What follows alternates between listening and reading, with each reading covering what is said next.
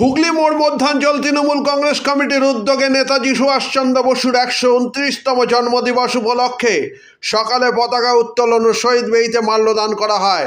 উপস্থিত ছিলেন জেলা পরিষদের কর্মাধ্যক্ষ নির্মাল্য চক্রবর্তী সহ আর অনেকেই। পরে অনুষ্ঠান সম্পর্কে জানান জেলা পরিষদের কর্মাধ্যক্ষ নির্মাল্য চক্রবর্তী। চুঁচুড়া থেকে প্রবীর ঘোষালের রিপোর্ট।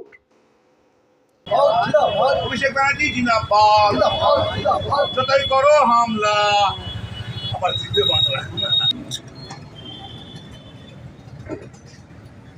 ঘুরে যাবে, সামনে থাকবে না, মালা খুলবে না।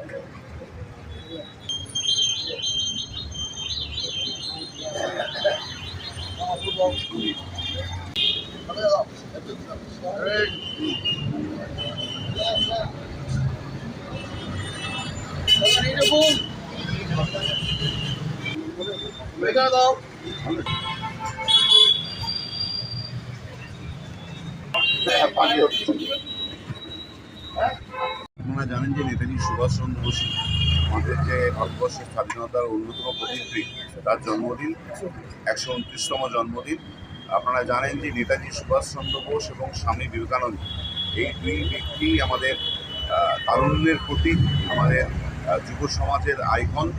আমরা আগামী দিনে যাতে সুভাষচন্দ্রের যে চিন্তা ভাবনা, নেতাজি সুভাষচন্দ্রের যে মননশীলতা, সেই মননশীলতা নিয়ে ভারতবর্ষে সাংবিধানিকভাবে সাম্প্রদায়িকভাবে সবাই যাতে একসাথে থাকি, এই নিয়ে আমরা আগামী দিনে চিন্তা ভাবনা করে এগিয়ে